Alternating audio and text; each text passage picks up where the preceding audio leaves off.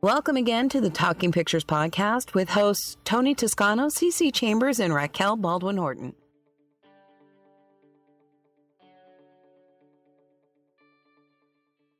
And welcome to another week of the Talking Pictures podcast. I am Cici Chambers. I'm Tony Toscano, and with us is Rob Diamond. And if you don't know Rob and didn't listen to last week's episode, well, Rob is a director, producer, actor, teacher. And boy, can he dance. He can. What's that Johnny Depp dance? The skilly gibbet or something like that. He's a master. I was on 4 episodes of American Bandstand back in the day. Yeah. Wow, really? Yeah, that ages me, but yeah, in the 80s I was. I know all the millennials out there going, "What's that?" Dick Clark. Who's he? It's so funny. Oh wow. So last week we were talking about what actors are expecting, or what directors are expecting from actors, and it's kind of an interesting thing because I don't think a lot of it gels. It's like, at the last week when you introduced me, Cici, you said, "Well, I've been to film classes. I have a film degree and all of that, but there are certain jobs that you have in the world that don't require, just because you have a degree doesn't mean you know anything. True that. You have to be on set. You have to know what's going on. You do. There's a great line in the movie Twins with Arnold Schwarzenegger, who says, you can study how to make beer, but unless you make beer and taste it, you have no idea what you're doing." It's a good analogy. It's a phenomenal analogy for acting and filmmakers to get out and just go do, engage, be a part of it. Yeah. Right. That's kind of like I tell our hosts, even when they're doing shows, they're going around going, "Well, I have a TV show. I have a TV show." And I'm like, until it's in my hand, you don't have a TV show. Yeah. Yeah. Well, that's Mel Brooks said, the hardest thing about making a film is making the film. Just do it. It really is. Yeah. So we were talking a little bit like during our break, Yeah.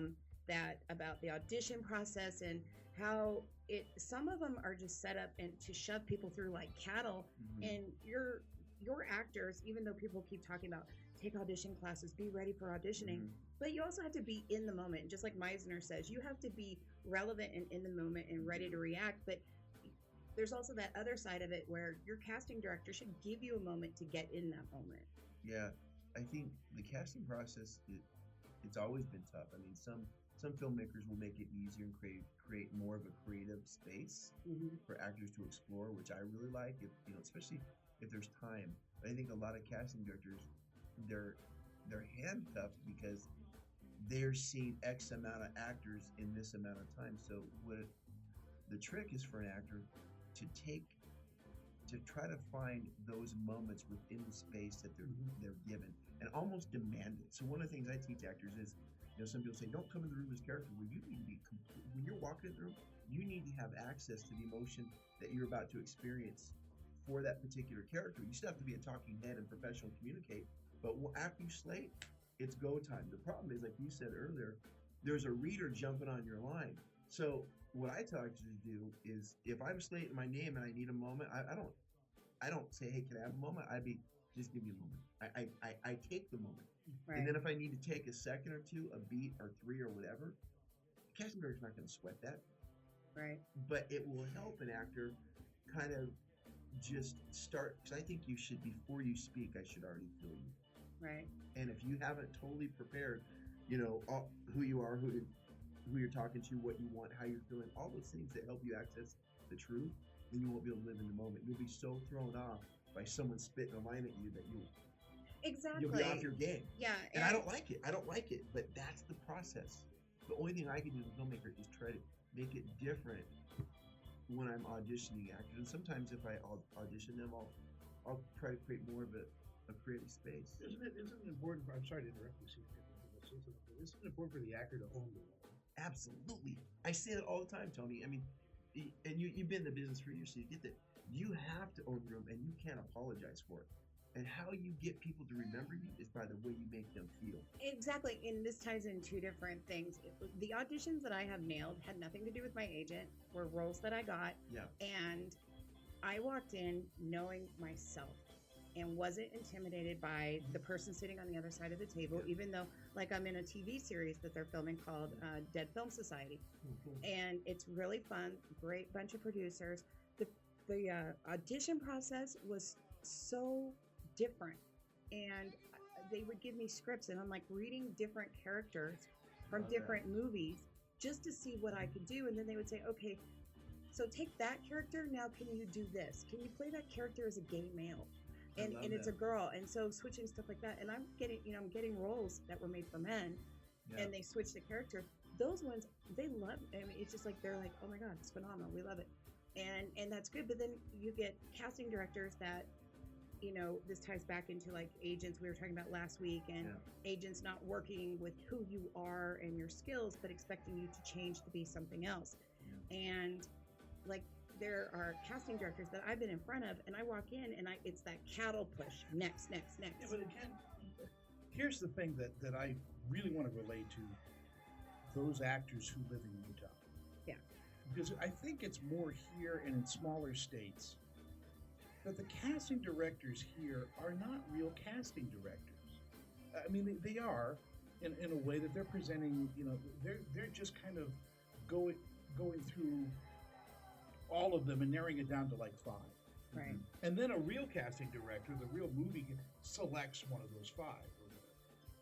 So that's nothing to say, against what they do, but keep in mind that this is kind of a very weird place, because in LA, New York, you really do audition in front of the casting director for that film. Right. Yeah. And there have been more than one time where, when I was an actor, that I walked out with a role.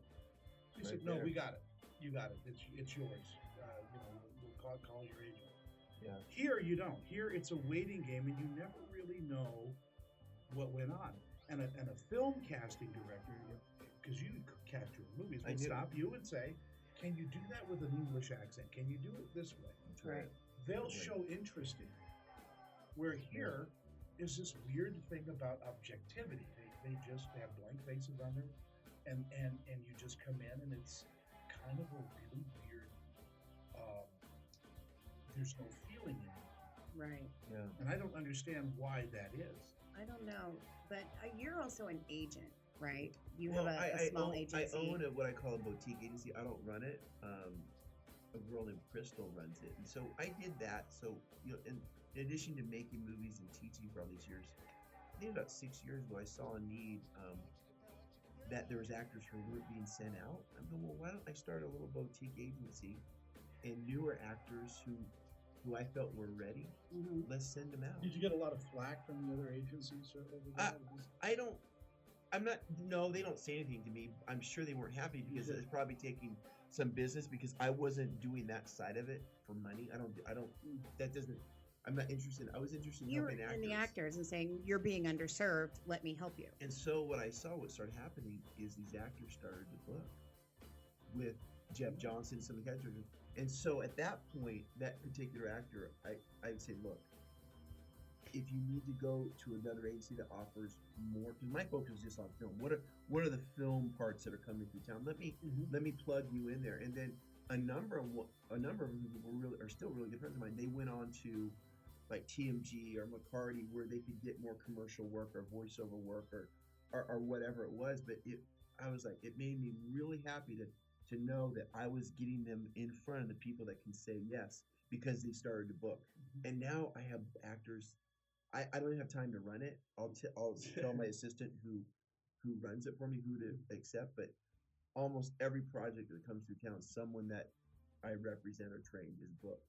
Now, as an agent, do you I've had an agent tell me, we had a casting director not like you because of your image online as a comic and you're blue. Do you ever tell your clients change who you are? Because mine actually told me you need to be Molly Mormon in order for me to book you. No. I tell people, one, to know their why they're doing something, and then to be true to who they are. Right. And you will attract the right parts. They're there for you. If you're consistent and you're being who you are. Yeah. And you don't have to remold yourself for anybody, because that's not authentic. And when an actor auditions for me, I know, sniff, and feel authenticity. I want to feel that who that person is. But you want to be comfortable in your skin. That's Exactly. that's a great way to put it, Tony. Is to be comfortable with who you are, and people are attracted to that. And at that point, you're either right for the part or you're not. And plus, acting, if you're good at, you can change different looks, you can be different things Yes. as the character. And I think people in cliquey situations don't understand that, and that they think, well, she's a punk. Well, I'm not, but if, she's a punk rocker, she's a goth. There's no way she could play a 1940s starlet when she could. Oh, absolutely. I think there is, and I love Utah. I'm grateful for Utah. It's served me really well. Yeah, I love Utah. But there is what I call it with my actors. I want to break a Utah bubble. I don't want to think about making films for Utah in Utah. I want to make films for everybody. Yeah. And either you like my film or you don't. But I don't think, I'm going to make it for here or there. I'm going to make what my soul wants to make, and I'm going to do it. And you're going to, obviously with the business plan in mind. Right. But at that point, either you're going to like it or you're not. But I'm being true to myself. And an actor has to be true to who they are. Yes. Well, let's take a quick break to do some business, and we'll be back right after this. And we are back with the Talking Pictures podcast. I'm Tony Toscano. I am Cici Chambers. And I'm Rob Diamond. And Rob, put your director's hat on and your producer hat on. Okay. A lot of filmmakers, independent filmmakers, know how to put together a film. Mm-hmm. But I always think they don't know how to pay people back. Yeah. There's no business plan. They could get the money, Mm-hmm. But how do they pay people back? It really comes down to distribution and making a film that there's no guarantees in anything, but that you feel that has a market. And so I've developed relationships with distributors, and I continue to develop them. And so my early films were just like that. I was just making them, and money was disappearing. But now my investors are being paid back. Yeah. And they're making money. And so I think it's really a matter of sitting back from the inception of the project and going, is this film marketable? Will this money make a film that I can sell? Yeah. Whether it's attaching star power, or maybe it's a Christian film, or maybe it's a horror film or a niche market film, is developing relationships. Is it easier to get distribution now with all the like Hulu and Amazon and all of the things out there, or is it even harder? Well, for me, it's become easier, maybe, and that's just maybe because I have experience. But I think for most filmmakers that are starting out, it's going to be very difficult, and they're going to be enticed just by, if they heard the word distribution, they're like, "Where, huh?" And they'll sign anything. I want to see what the deal is. I want to work with companies who I know money's coming back. Yeah. Like I did this little Christmas film a few years ago with Corbin Burnson. Oh yeah, And it was a cute little film, and a local company funded it. And the first year it made almost all its money back. Now this year it's out of the red and into the black and making money. But I knew, and I told some of my investors to put some money into it. I knew that they had X amount of DVDs that they could sell. Well, now a lot of things are happening where it just got sold for TV in Australia. There is Amazon, there's Vudu, there's Google Plus, there's places, iTunes. I just released the film on iTunes first, and they have a really good business structure for filmmakers. Yeah, they do And that. so it's smart. But you're also doing a lot of your own marketing when you do that, when you have self-distribution. That's another thing with distributors. They're like, I'll give you distribution, but they're not Really promoting the promote that, yeah. film. And if you Yeah. don't have a budget to promote your own Yeah. film, One of the then interesting things in the contract, Yeah. because I've been through this too, Yeah. is they don't take any risks. You, as the filmmaker, have to take all the risks. They So wanna take all on the- DVDs, they budget some ungodly number for returns, Yeah. and they don't pay you for years because they think that these movies are going to get returned, and so you Yeah. have that deficit too that you're dealing with. You do, and DVDs used to be a really important part of the independent filmmaker. It's very much dying. It's all streaming now. It's television. Theatrical can be good, and then foreign's really nice too. Like I got a really good foreign distribution from company for my last film, Love Everlasting, and it's being released in theaters, in Japan, in China, in France. It opens, Yeah. and what's nice about that is we get from each mark, from each territory, we get some upfront money, which is really great for the producer. And then if it goes to theater, we're going to get half a box office. I'm not banking on that. If that happens, that's great. I want the upfront money, which is nice because we're not losing anything. We're not putting any P&A dollars into releasing it. And you don't do that's that on them. You don't do that dance with your actors that say, "Oh, we'll give you something on the back end later." You pay them. That No, worked I well pay- for Star Wars, so let's just say I do pay, I pay, of course I pay actors. And then some actors, depending on the budget, I might offer, if they're a name actor. Yeah, 1%, 2%. Yeah, 1 or 2%, it depends. But I try not to do that at all. It's just hard to account for all of that. That's what I'm saying. It really is. I know some people, I You know, Forrest Gump never made any money, by the way, according to their accountants. yeah. This is Tom Hanks' story. Yeah, it made probably in the billions. But according to their creative accounting, Yes. It still hasn't made it. Yeah, I know Napoleon Dynamite. I just read an article. They had a problem with that where they won some money that the company picked it up the books weren't right. I'll say that. Yeah. now also the good thing about Utah, where we're coming from, there's more and more production happening here. More and more, there's honey wagons out in the streets of Salt Lake, and there's things being shot. Are you involved with a lot of that? I'm only involved with my own projects as far as that goes, but I guess in an outside way I'm involved because I really pride myself on the actors I train when they book parts. And most of the films that come through town, someone that's passed through my doors as an actor that I've trained is a part of that. So that excites me. Just Utah does. People just don't know is that if you want to get into acting and making films, it's right here in your own backyard. You're not going to magically move to LA and all of a sudden it's going to happen. Try it here. Because I don't think that if you can't do it here, something magical is not going to happen in LA for you. Exactly. You've got to cut your teeth somewhere. You've got to know the business. And it's right here in your own backyard. Let's talk about a couple of my favorite people that hang around movie sets. Yes. Tara Starling. Love Tara. Tara. She is so beautiful. She's the key makeup on my last film, Love Everlasting. And not only is she one of the best, if not the best, makeup artist, she's one of the best people. She brings in, I was just talking to someone the other day, she brings an energy on set that's so positive and uplifting and welcoming to everybody. And those are the people I like to have on my films. Yeah, we talked about that a week or so ago about the people that work in Utah and how they are. You look at Tara Starling's resume, and it goes on forever. With big and low budget films. Well, her father, Robert, was the history of him. Yeah, I know Robert. Yeah, with Sun Chick Classics. He was part of that, In Search of Noah's Ark and In Search of Bigfoot and all of those movies. Yeah, Robert's a good friend of mine. He's a good guy. Yeah, he's a wonderful, wonderful human being. Yeah. And just never, he's like his daughter in a lot of ways, and never a foul word, never just, I don't like, they don't know how to utter those words. They're genuinely pleasant people. Yeah. And in fact, I'm having lunch with Tara tomorrow. Tell Tara I said hi. You should come. You should just come with us. I would love to come. I always love her pictures of animals, and if you know Tara, she The goat lady. the goats, the baby goats, and she dresses her goats in sweaters. Which is redundant because that's where you get sweaters. Right?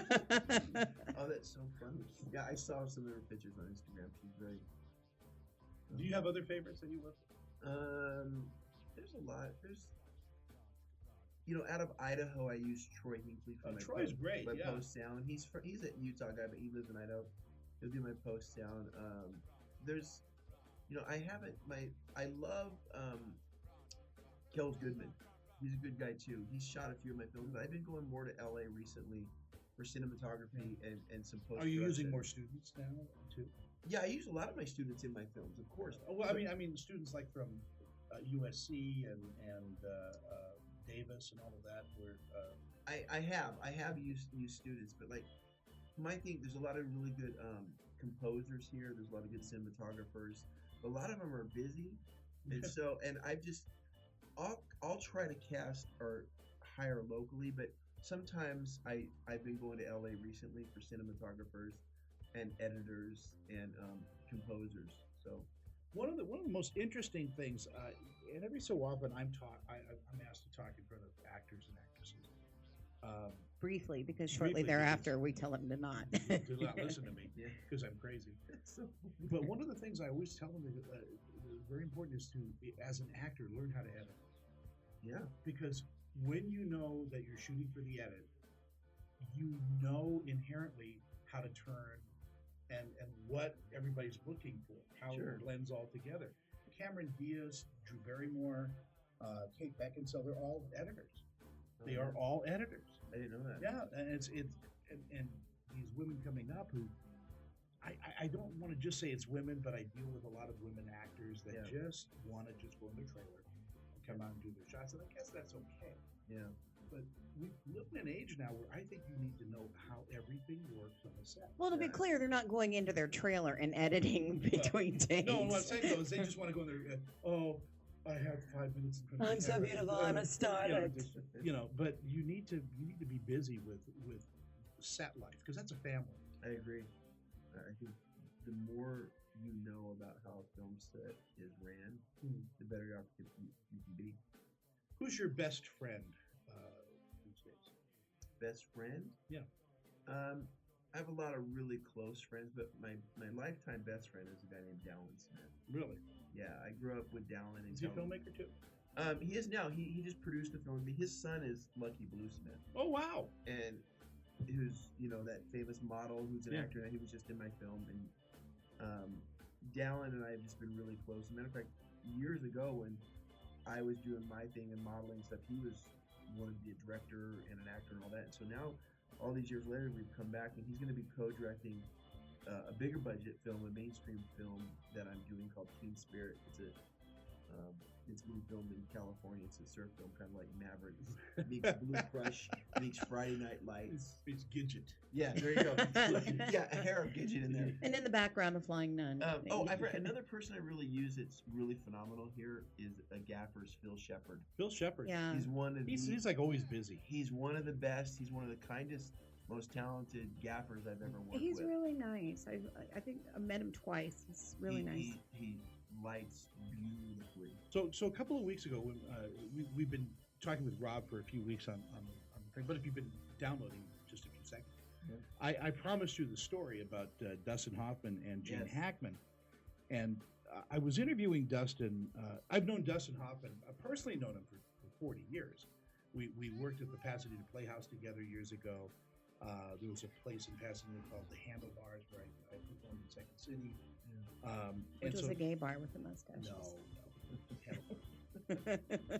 Gone now. But anyway, so we were talking about best friends, and I said, Gene has been your best friend for a long time. We are. So and he related the story to me that they both were up for an audition in New York for soap opera. Didn't they stay at the Actors Studio together? Yeah, they were roommates for a long time. Yeah. They are legitimately best friends, and so Hackman had a car, and they were in L.A. and they were going to go to New York for this audition. They had a week to get there, and so they were driving. They drove to Las Vegas, and then they drove to Salt Lake. And Hackman, there was a big sign as you pulled in on the 15th. That said, "You don't sink in the Salt Lake." Yeah. Remember that sign?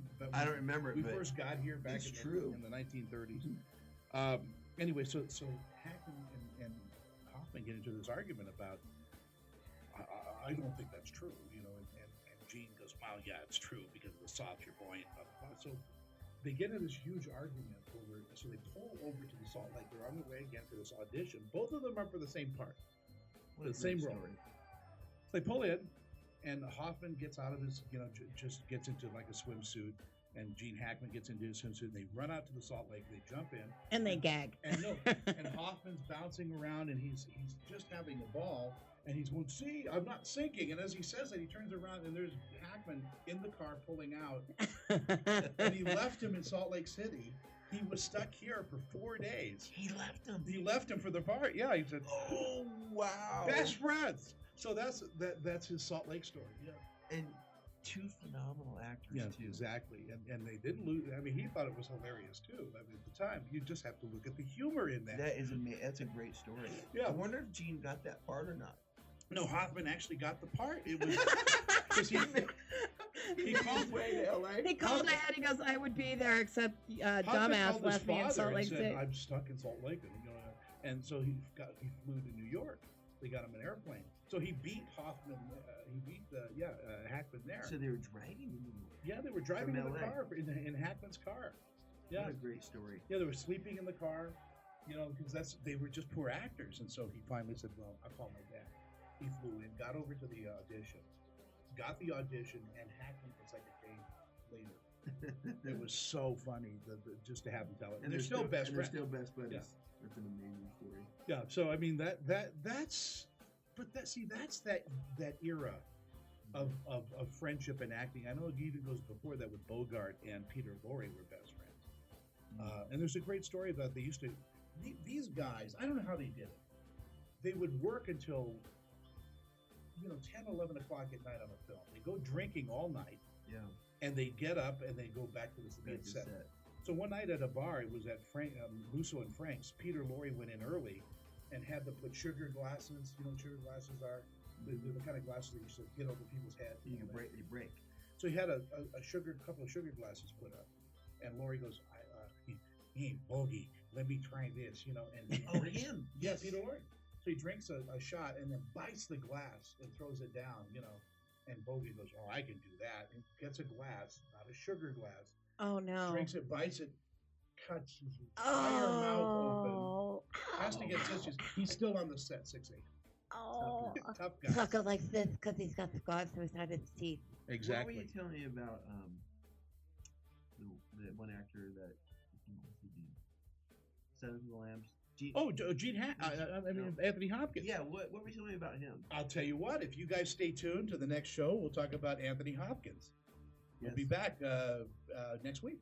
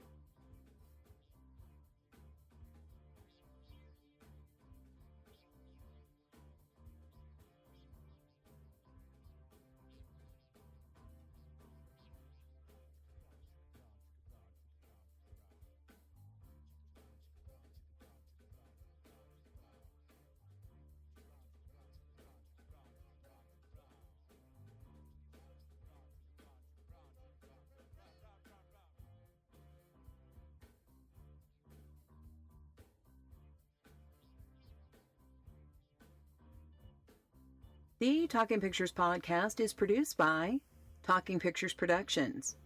Produced by Cici Chambers. Talking Pictures podcast distributed by Geek Factor Radio. Also on SoundCloud, Libsyn, and iTunes. Music and sound effects provided by bensound.com.